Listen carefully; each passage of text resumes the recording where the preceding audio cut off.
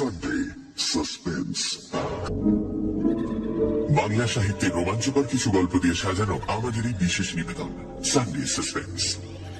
গল্পটি প্রাপ্তবয়স্কদের জন্য এবং এর মূল ভাষাটি অপরিবর্তিত রাখা হয়েছে।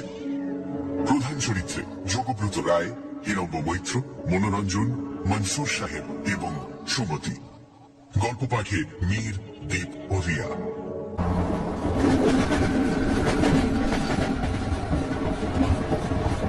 ট্রেনে যেতে যেতে ব্যাপারটা যতই ভেবে দেখছিলাম ততই আরো অদ্ভুত লাগছিল। বাস্তব ঘটনা অবশ্য অনেক সময় কাল্পনিক গল্পের চেয়ে বিস্ময়কর হয় জানি, তবু যেন এই ব্যাপারটায় বিশ্বাস করতে কিছুতেই প্রবৃত্তি হচ্ছিল না। দুদিন আগেই বিমলের সঙ্গে আমার মেসের ঘরে প্রায় 1টা পর্যন্ত জেগে তুমুল তর্ক করেছি। শেষ পর্যন্ত এ বয়সের তর্কাতর্কির যা পরিণাম হয় তাও আমাদের বচসায় হয়েছে।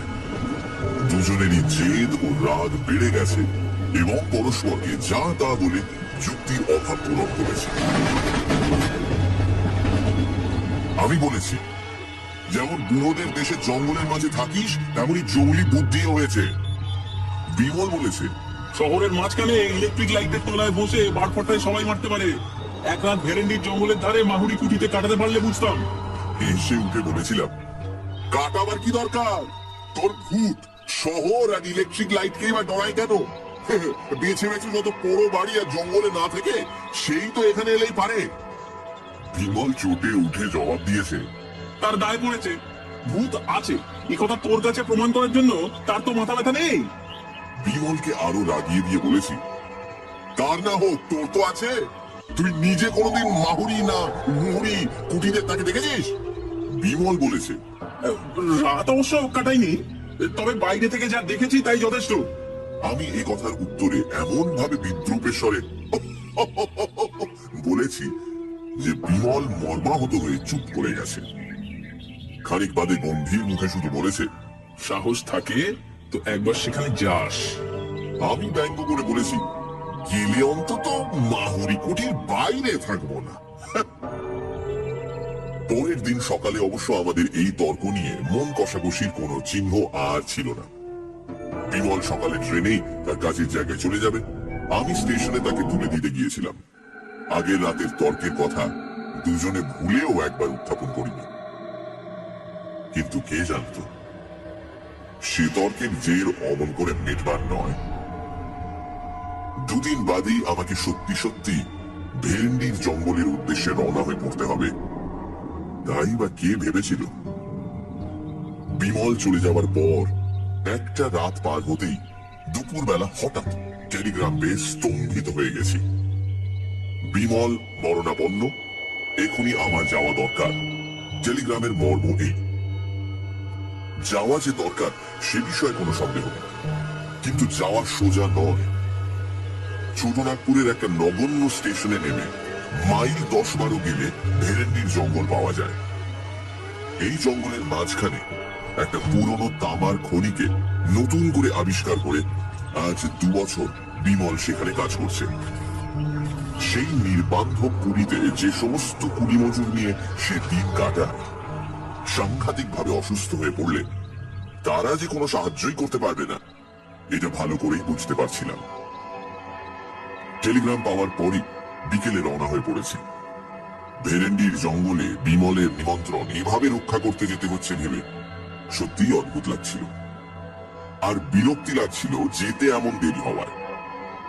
যে স্টেশনে নেমে ভেরেন্ডির জঙ্গলে যেতে হয় অত্যন্ত নিকৃষ্ট ধরনের প্যাসেঞ্জার ছাড়া আর সব গাড়ির কাছেই তা অস্পৃশ্য।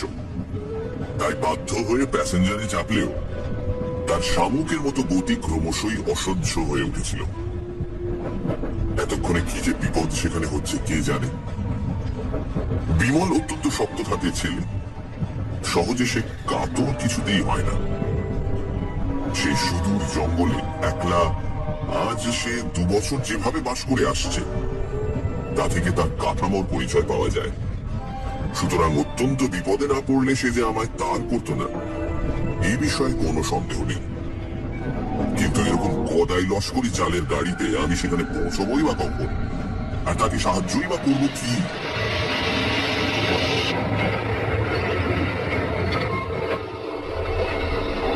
বিকেলবেলা যে গাড়ি রওনা হয়েছিল সমস্ত রাত গুটি গুটি করে চলে ভোর প্রায় 4টের সময় টিনের চাল দেওয়া নিতান্ত আক্ষুটে চেহারার একটি স্টেশনে সে গাড়ি আমায় নামিয়ে দিলে। প্ল্যাটফর্ম বলতে কাঁকড় ফেলা খানিকটা জায়গা, ট্রেনের সবকটা পাদানি বেয়ে সেখানে নামতে হয়। স্টেশন নয়, মনে হলো যেন জনহীন কোনো প্রান্তরে নেমেছি। শীতের রাত্রে ভোর 4টের সময় বেশ অন্ধকার থাকে, তার উপর গাঢ় কুয়াশায় স্টেশনের একটি মিটমিটে তেলের বাতি প্রায় অদৃশ্যই হয়ে গেছে। প্ল্যাটফর্মে জনমানব কেউ আছে বলে মনে হলো না। মিনিট খানিক থেমে গাড়িটা স্টেশন ছেড়ে চলে যেতেই তার নির্জনতা আরো যেন ভয়াবহ হয়ে উঠল। ট্রেনের আলোয় ও আওয়াজে নিজের নিঃসঙ্গতা এতক্ষণ এমন স্পষ্টভাবে বুঝতে পারিনি। কিন্তু এই স্টেশন থেকে বেরোতে তো হবে। ভেরেন্ডির জঙ্গলের রাস্তা এখান থেকে 10-12 মাইল দূর, এইটুকু মাত্র জানি। কোন দিকে যে যেতে হবে সে সম্বন্ধে কোনো ধারণাই নেই। জিজ্ঞাসাই বা করি কাকে? টিকিট চাইতেও তো কেউ আসে না। স্টেশনের অস্পষ্ট বাতিটার দিকে এবার এগিয়ে গেলাম। স্টেশনের ঘরে কোনো না কোনো লোক নিশ্চয়ই আছে। দাঁড়িয়ে সত্যি একেবারে আঁতকে উঠে দাঁড়িয়ে পড়লাম। মানুষ নয়, যেন বাঘের গলার আওয়াজ। দাঁড়িয়ে! পেছন ফিরে কুয়াশায় ঘোলাটে একটা নীল আলো ছাড়া কিন্তু কিছুই প্রথমটা দেখতে পেলাম না। নীল আলোটা আরো একটু কাছে এগিয়ে আসার পর বিশাল একটা বস্তার মতো জিনিস অস্পষ্টভাবে দেখা গেল। জিনিসটা বস্তা নয়, মানুষের মাথা। প্রকাণ্ড কমফর্টার ও তার উপর কম্বল জড়িয়ে অত বড় হয়েছে। সেই কম্বল ও কমফর্টারের সামান্য একটু ফাঁকের মধ্যে এবার প্রকাণ্ড একজোড়া গোঁফ ও দুটি জলজলে চোখ দেখা গেল। শরীরের অন্যান্য অংশ অন্ধকারে অস্পষ্ট। সত্যি প্রথমটা কেমন যেন হতবুদ্ধি হয়ে গেছিলাম। সেই কম্বল জড়ানো মুখ থেকে গম্ভীর বাজখাই গলায় টিকস শুনেও যেন প্রথমে ব্যাপারটা ভালো করে বুঝতে পারিনি। আবার আওয়াজ এলো, টিকস খাও। এবার ব্যস্ত সমস্ত হয়ে পকেট থেকে টিকিট বার করলাম এবং পর মুহূর্তে ভাল্লুকের মতো একটা মোটা লোমওয়ালা হাত হঠাৎ অন্ধকার থেকে যেন বেরিয়ে এসে আমার হাত থেকে সেটা কেড়ে নিলে মনে হলো। সাহস করে এবার জিজ্ঞাসা করলাম, ভেরেন্ডির জঙ্গলের রাস্তা কোন দিকে বলতে পারেন? নীল আলোটা দূরে সরে যেতে শুরু করেছিল ইতিমধ্যে। সেটা থামলো এবং কুয়াশার ভেতর থেকে শোনা গেল সবিস্ময় প্রশ্ন, ভেরেন্ডির জঙ্গল যেখানে তামার খনি আছে। নীল আলোটা আমার কাছে সরে এলো। কমফর্টার ও কম্বলের বস্তার তলা থেকে দুটি চোখ আমায় তীক্ষ্ণ সবিস্ময় দৃষ্টিতে লক্ষ্য করছে। বুঝতে পারছিলাম ব্যাপারটা কি। হঠাৎ ওটার মত জানা শুনে চমকে উঠলাম এবং কিছু জিজ্ঞাসা করবার পূর্বেই বিমূঢ় হয়ে দেখলাম লোকটা চলে যাচ্ছে। পর মুহূর্তে নীল আলোটাই হঠাৎ বোধহয় নিভে গেল। অন্ধকারে অন্তত আর কিছু দেখা গেল না। কিন্তু আমার এখন প্ল্যাটফর্মে দাঁড়িয়ে থাকলে তো চলবে না। স্টেশনের সেই আলোটি লক্ষ্য করে আবার এগিয়ে গেলাম। সেই আলোর কাছেই বাইরে বেরোবার গেটটা পেয়ে তবু আশ্বস্ত হওয়া গেল পাশেই স্টেশনের একটি মাত্র ঘর। ভেতর থেকে টেলিগ্রাফের টরে টক্কা আওয়াজ আসছে। গেট দিয়ে বেরোতে বেরোতে কৌতূহল ভরে একবার জানলা দিয়ে উঁকি মেরে সত্যি বিস্মিত হলাম। একটা কুলি বা চাপরাশিরও সেখানে দেখা নেই। বাইরেও কুয়াশাচ্ছন্ন অন্ধকার, শুধু একটা অস্পষ্ট পায়ে চলা পথের ধূসর ধোঁয়াটে রেখা কোনো রকমে চেনা যাচ্ছে।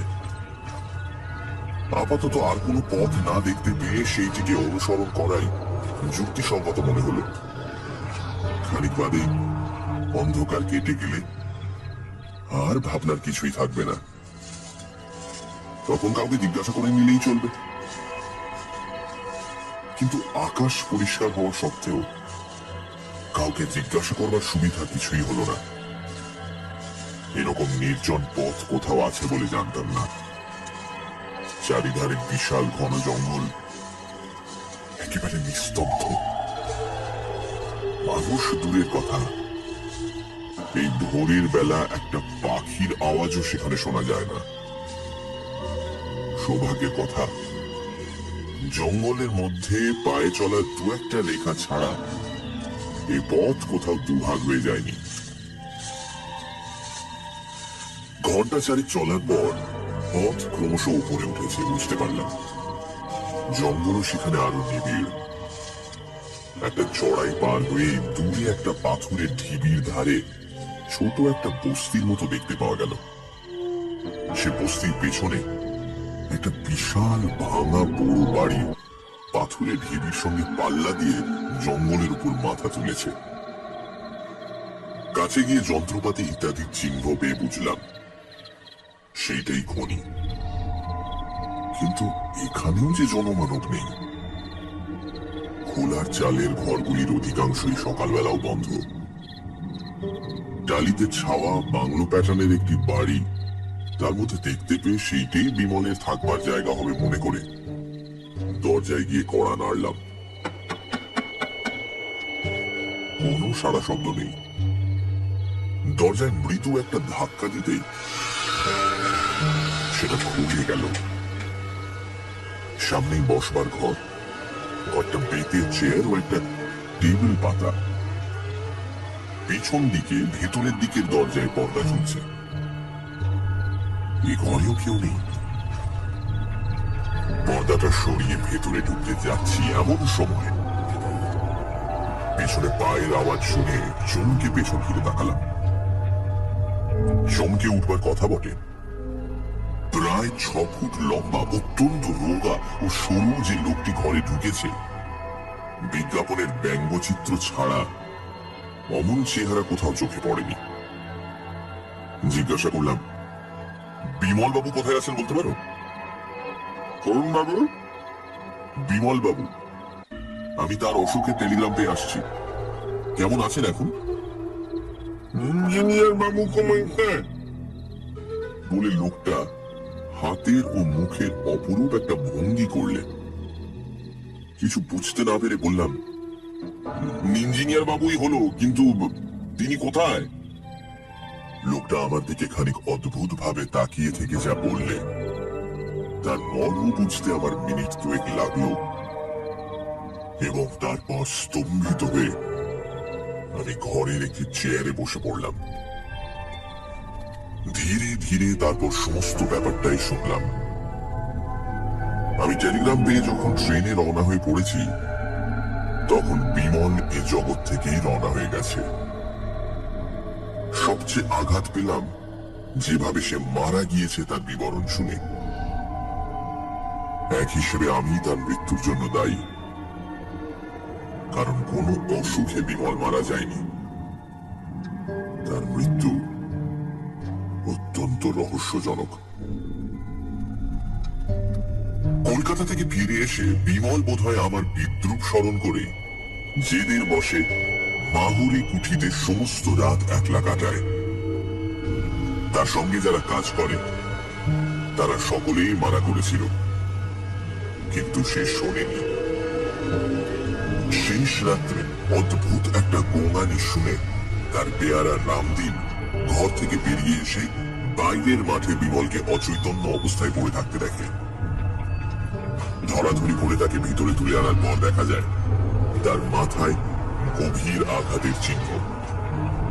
গায়েও নানা জায়গায় দাগ আছে। সে নিজেই পড়ে যাক বা কেউ তাকে ফেলে দিয়ে থাকুক, কোনো উঁচু জায়গা থেকে পড়ার দরুন যে তার মাথায় দারুণ চোট লেগেছে এ বিষয়ে কোনো সন্দেহ ছিল না। অনেক সেবা শুশ্রূষার পর সকালের দিকে আধ ঘন্টাটা তার জ্ঞান হয়েছিল। সেই সময় সে আমায় টেলিগ্রাম করতে বলে, কিন্তু তারপর উন্নতির বদলে ক্রমশ তার অবস্থা খারাপের দিকে যেতে থাকে। বিকেল 4টের সময় সে মারা যায়। এদেশের লোকের, বিশেষত অশিক্ষিত কুলি মজুরদের কুসংস্কার অত্যন্ত বেশি। তাদের ইঞ্জিনিয়ার বাবুকে ভূতেই যে ফেলে দিয়েছে এ বিষয়ে তাদের কোনো সন্দেহ নেই।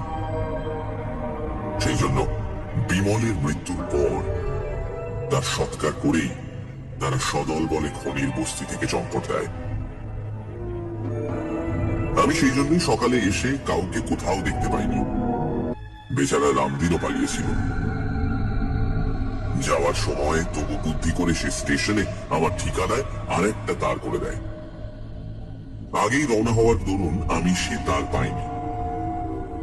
যে স্টেশন মাস্টার সে তার নিজের হাতে পাঠিয়েছিল তার অদ্ভুত আচরণের ও কথাবার্তার মানে এবার যেন একটু বোঝা গেল। যার কাছে সমস্ত খবর পেলাম, ব্যঙ্গচিত্রের চেহারার মতো চেহারার অদ্ভুত সেই লোকটি রামদিন। আজ সকালবেলা সে সাহস করে বাবুর জিনিসপত্রের তদারক করতে কিংবা চুরির মতলবে যে কারণেই হোক ইঞ্জিনিয়ার বাবুর কুঠিতে এসেছে।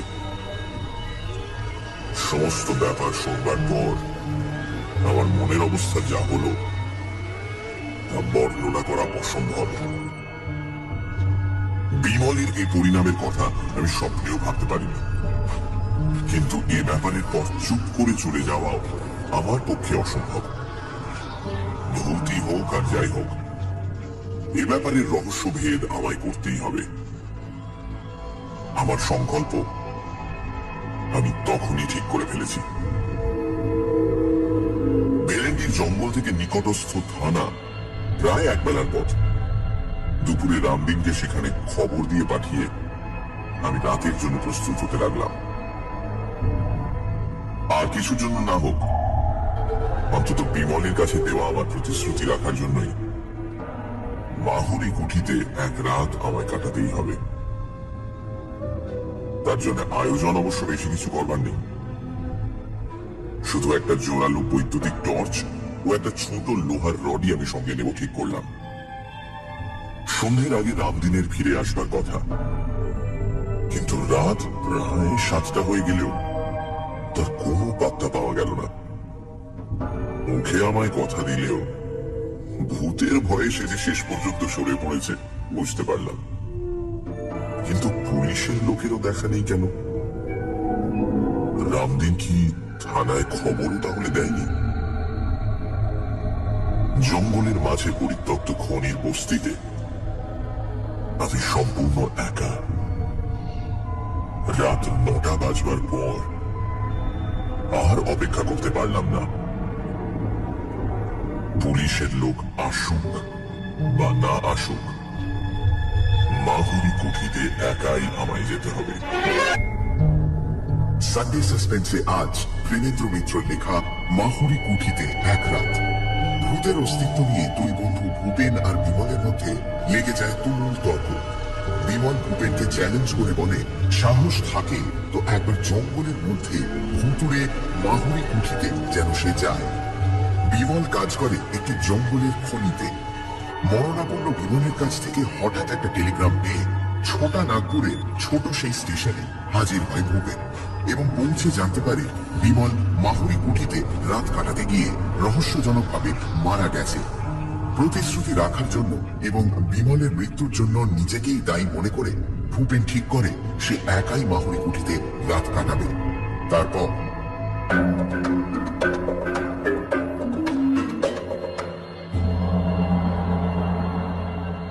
বিমলের বাংলো থেকে মাহুরি কুঠি বেশি দূর নয়। দিনের বেলা বাড়িটিকে ভালো করে লক্ষ্য করে দেখেছি। প্রকাণ্ড দোতলা দুমহলা কুঠি। কি খেয়ালে যে এখানে এত বড় বাড়ি কেউ নির্মাণ করেছিল বোঝা কঠিন। বাড়িটির অবশ্য অত্যন্ত ভগ্নদশা। বড় বড় গাছ তার দেয়াল ভেদ করে বেড়ে উঠেছে। বাইরের দিকের ঘরগুলির জানলা দরজার চিহ্ন আর নেই। এই শুকনো দেশেও ভেতরের ঘরগুলিতে শ্যাওলা ও আগাছা জন্মেছে প্রচুর। ভাঙা দেউড়ি দিয়ে বাইরের মহল পার হয়ে গেলে ভেতরের বিশাল মহলে ওপর নিচে অসংখ্য গোলক ধাঁধার মতো যে সমস্ত ঘর পাওয়া যায়, দিনের বেলাতেও সেগুলি অন্ধকার। দরজা জানলা অধিকাংশেরই নেই। যেগুলির আছে সেগুলিও কবজা থেকে খুলে পড়েছে। আসবাবপত্র অনেক ঘরে এখনো অত্যন্ত জীর্ণ অবস্থায় টিকে আছে। শুধু বোধহয় ভূতের ভয়ে চোরও সেখানে প্রবেশ করেনি বলে। অমূলক ভয় আমার নেই, তবুও টর্চ হাতে বাইরের দেউড়ি দিয়ে মাহুরি কুঠিতে প্রবেশ করবার সময় নিজের অনিচ্ছা সত্ত্বেও গা যে ছমছম করে উঠেছিল তা স্বীকার করতে বাধ্য হচ্ছি। এমন গাঢ় জমাট অন্ধকারের সঙ্গে পরিচয় আমার সত্যি কখনো হয়নি। টর্চের আলোতে যেন সবলে তাকে কেটে বেরোতে হচ্ছে। বাইরের মহলের উপর নিচের সমস্ত ঘরগুলো ঘুরে দেখে ভেতরের মহলে ঢুকলাম। নিচের ঘরগুলোর দুর্দশা অত্যন্ত বেশি। আগাছায় মেঝে প্রায় ছেয়ে গেছে। ইট সুরকি পাথর জায়গায় জায়গায় পড়ে আছে স্তূপাকার হয়ে। ঘরগুলিতে ঢোকাও বিপজ্জনক। সে সমস্ত ঘর ছেড়ে এবার ভগ্নপ্রায় সিঁড়ি দিয়ে দোতলায় উঠলাম। দোতলার ঘরগুলি এখনো অনেকটা ভালো অবস্থায় আছে। একটার পর একটা ঘর টর্চের আলোয় ভালো করে পরীক্ষা করে যেতে যেতে কিন্তু অস্বাভাবিক কোনো কিছুই দেখতে পাচ্ছিলাম না। বিমলের মৃত্যুর রহস্য এ বাড়ির সঙ্গে জড়িত না থাকলে অনায়াসে মনে করা যেত যে নেহাত কুসংস্কারের দরুন এখানকার লোক এই পুরো বাড়িটাকে এমন বিভীষিকাময় করে তুলেছে। বাড়িটির একটি বিশেষত্ব অবশ্য আগেই উল্লেখ করেছি। ঘরগুলি এমন বিশৃঙ্খল ভাবে সাজানো, যেখানে সেখানে দরজা গুলগুলি প্রভৃতি এমন ভাবে বসানো যে সব শুধু একটা বিরাট গোলক ধাঁধা বলে মনে হয়। এক ঘর থেকে আর এক ঘরে যেতে যেতে পথ গুলিয়ে ফেলবার সম্ভাবনা এখানে অত্যন্ত বেশি। সম্প্রতি সত্যিই তাই গুলিয়ে ফেলেছি বলে মনে হচ্ছিল। খানিক আগে যে ঘর ছেড়ে গেছি সেই ঘরেই আবার ঘুরে এসে সবিস্ময়ে তখন দাঁড়িয়ে পড়েছি।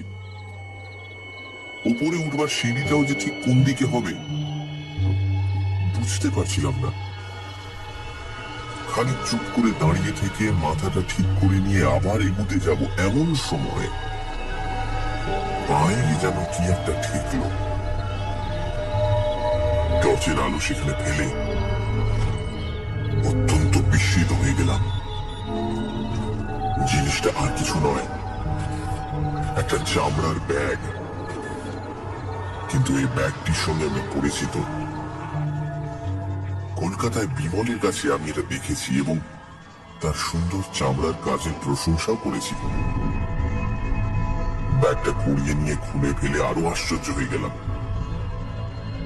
ব্যাগের ভেতর একটি খোপে সুতো দিয়ে বাঁধা এক তাড়া কড়কড়ে নতুন 10 টাকার নোট, আরেকটি খোপে খুচরো কয়েকটি টাকা পয়সা ও একটি ছোট কাগজের টুকরো। এই কাগজের টুকরোটি দেখেই আমি চিনলাম। নিজের হাতে বিমলকে এই কাগজে আমার ঠিকানা আমি দিয়েছিলাম। বিমল তার মৃত্যুর আগের রাত্রে এই ঘরে যে ঢুকেছিল এই বিষয়ে আর কোনো সন্দেহই নেই। কিন্তু এই ব্যাগ তার পকেট থেকে পড়লই বা কি করে? আর কোনো শত্রুর হাতে যদি তার প্রাণ গিয়ে থাকে, তাহলে তারা এই ব্যাগ ছুঁয়নি বা কেন? টর্চের আলোয় ঘরটা এবার আমি খুব ভালো করে তন্ন তন্ন করে দেখলাম। ঘরটি আকারে বেশ বড়, অন্যান্য ঘরের চেয়ে আসবাবপত্র একটু বেশি।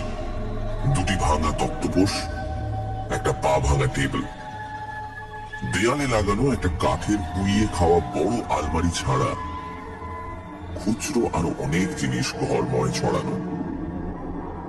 কিন্তু বিমলের আর কোনো চিহ্ন সেখানে পেলাম না। এমনকি কাল যে সে এখানে ছিল তারও কোনো পরিচয় নেই। তবু এই ঘরেই রাতটা কাটাবার সংকল্প আমি তখন করে ফেলেছি। রাত কাটাবার ব্যবস্থা আমার করাই ছিল।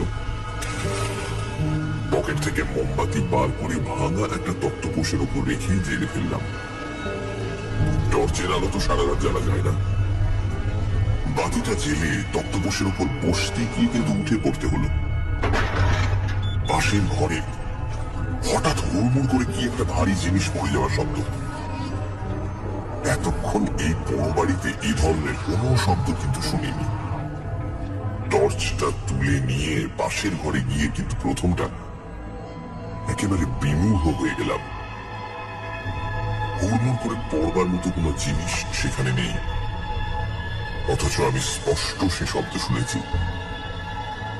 হতভম্ব হয়ে খানিক দাঁড়িয়ে থেকে আবার আগের ঘরে ফিরলাম। বাতিটা কেমন করে ইতিমধ্যে নিভে গেছে কি জানি।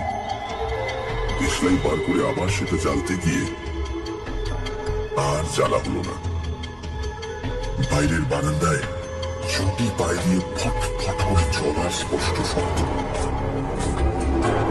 ঝড়ের মতো এবার ঘর থেকে বেরিয়ে পড়লাম। টর্চ ফেলবার আগে কিন্তু শব্দটা গেছে থেমে। টর্চ ফেলে অবাক হয়ে দেখলাম সত্যি দুটো মানধাতার আঙুলের শুকনো চিমড়ে ছেঁড়া বেহারি চটি সেখানে পড়ে রয়েছে। না, ভয় তখনও আমি পাইনি, বরং কোন দুষ্ট লোকের কারসাজি যে এর ভেতর আছে সেই সন্দেহই আমার তখন দৃঢ় হয়েছে।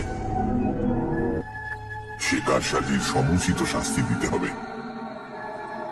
চটি দুটো হাতে করে তুলে নিয়ে আবার ঘরে ফিরলাম এবং বাতি জেলে গ্যাঁট হয়ে ভাঙা তক্তপোষের উপর বসলাম ঘটনার পরিণতি দেখবার জন্য। ভুতুড়ে চটি যদি হয় তো আমার চোখের সামনেই চলুক দেখি। মিনিট দশেক কোনো কিছুই হলো না। ভুতুড়ে চটির ক্ষমতার বহর দেখে নিজের মনেই হাসছি। এমন সময় সত্যি সমস্ত গায়ে কাঁটা দিয়ে উঠল। চুপি চুপি আমার পেছনে কে যেন স্পষ্ট আমার নাম ধরে ডাকলে একবার। মোমের বাতিতে ঘরে তেমন আলো না হলেও সব পরিষ্কার দেখা যাচ্ছে। পেছনে কেউ কোথাও নেই। তবে এই শব্দ এলো কোথা থেকে? আমার মনের ভুল? কিন্তু মনের এরকম ভুল হওয়াও তো ভালো লক্ষণ নয়। ভয় পেয়ে যাদের মাথা খারাপ হয়ে যায় তারাই চোখে নানা রকম ভুল দেখে, কানে নানা রকম আওয়াজ শোনে বলেই তো জানি। আরো সতর্ক এবং সজাগ হয়ে থাকতে হবে এবার। নিজের মনের ভুলে ভয় পাওয়ার মতো লজ্জাকর ব্যাপার আর কিছু হতে পারে না। হাতের ঘড়িটার দিকে চেয়ে দেখলাম রাত প্রায় 12:30। এতক্ষণ শুধু ঘরগুলো ঘোরাফেরা করতেই কেটে গেছে, বুঝতে পারিনি শীতকালের ভোর হতে এখনো প্রায় 6 ঘন্টা বাকি। এই 6 ঘন্টায় শুধু ঘুমে চোখ না জড়িয়ে আসে এইটুকু দেখতে হবে। বসে থাকলে পাছে ঘুম আসে বলে এবার ঘরে পায়চারি করবার জন্য উঠে দাঁড়ালাম।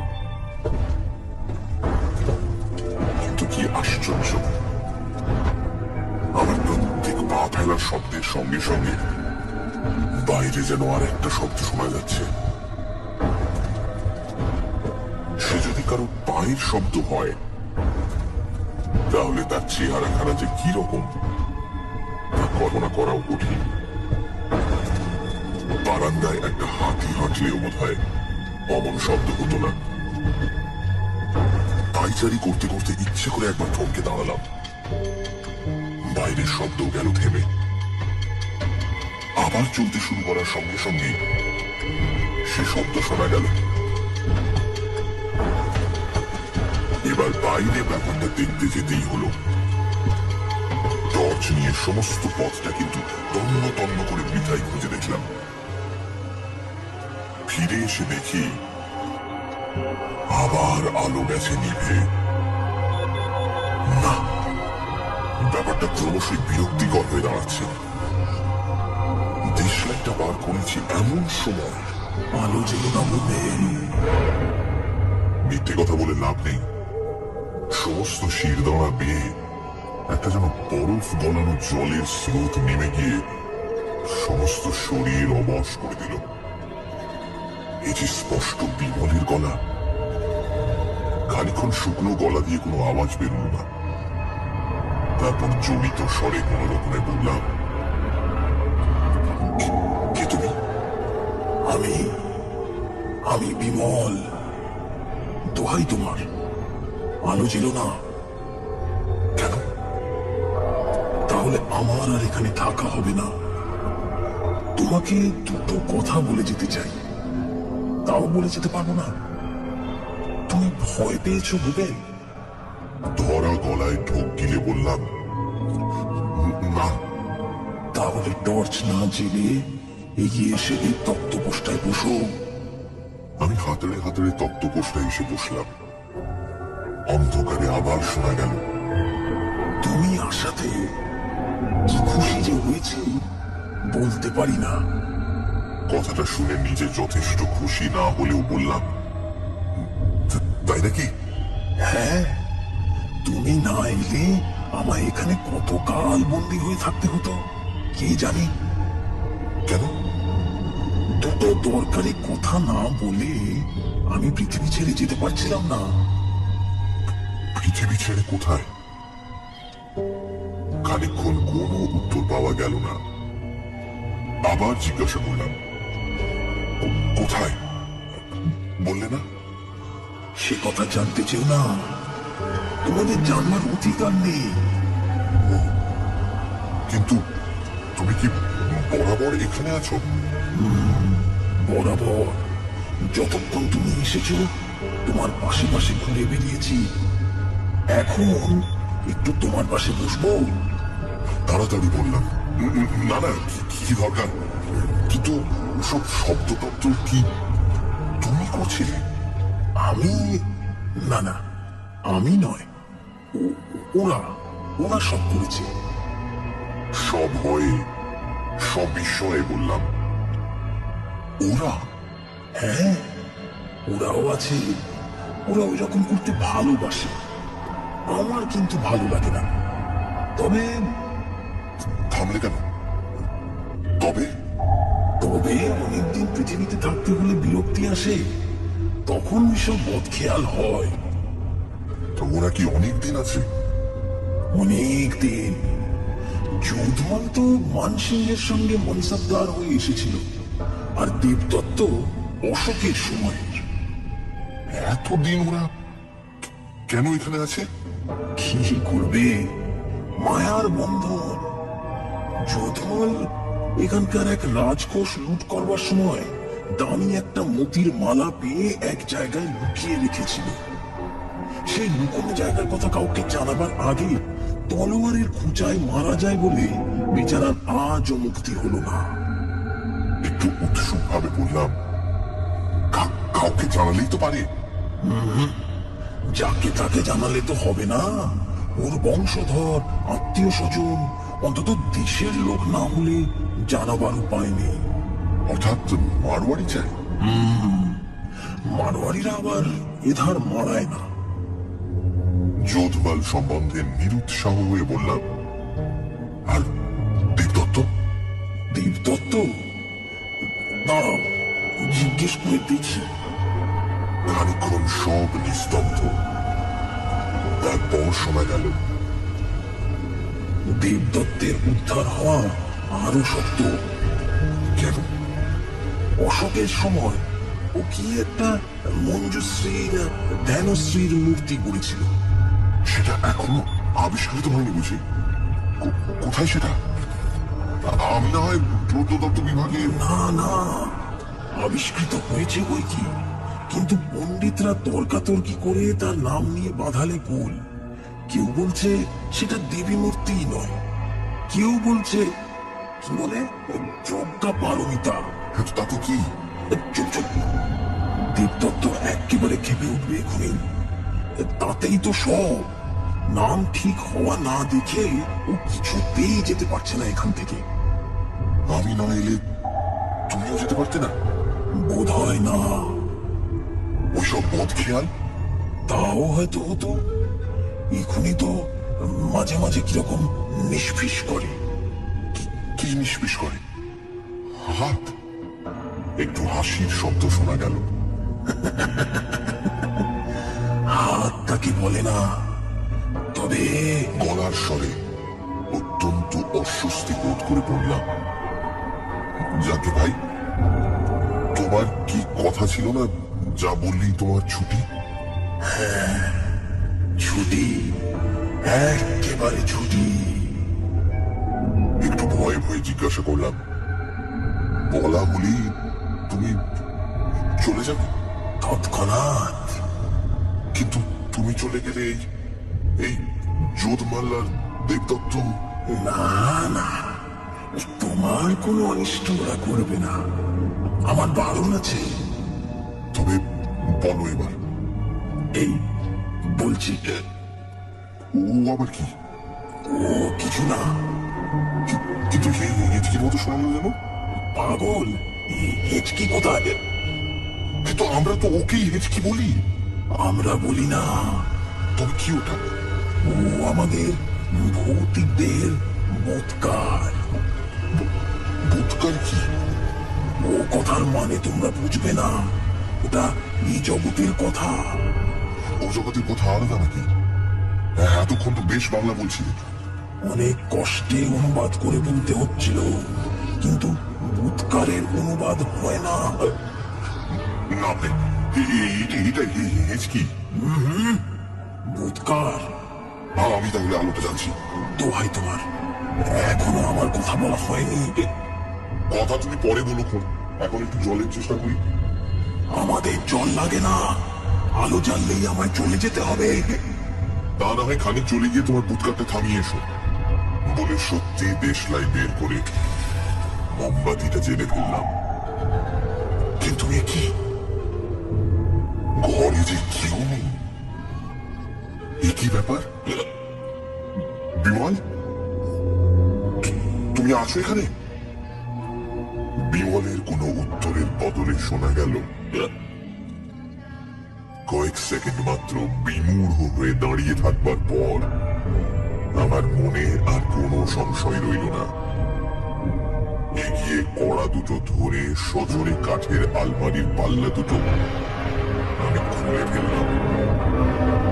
এই কি বিমল, তুমি সশরীরে? বিমলের গলা থেকে বেরোলো, ব্যাপারটা এতক্ষণে বোধহয় অনেকখানি বোঝা গেছে। হেঁচকিটুকু উঠে সব না খেঁচে দিলে বিমলের ফন্দিকে সার্থক বলা চলতো। তার টেলিগ্রামে আমি বিশ্বাস করেছিলাম এবং আগের দিন মাইল 10 দূরের এক মস্ত মেলার জন্য খনির লোকজনকে ছুটি দেওয়ায় তার অন্যদিকে সুবিধে হয়ে গেছিল। শুধু রামদিনকে ষড়যন্ত্রের মধ্যে তাকে টানতে হয়েছিল। পুরো বাড়িতে তার দুর্মুষ ফেলা ও পেটানোর আওয়াজের যে নমুনা সে দেখিয়েছে, তাতে তারিফ তাকে অবশ্যই করতে হয়। অবশ্য স্টেশন মাস্টারের অদ্ভুত মূর্তি ও আচরণ বিমলের ফন্দিকে সাহায্য করবে এ কথা সেও ভাবেনি।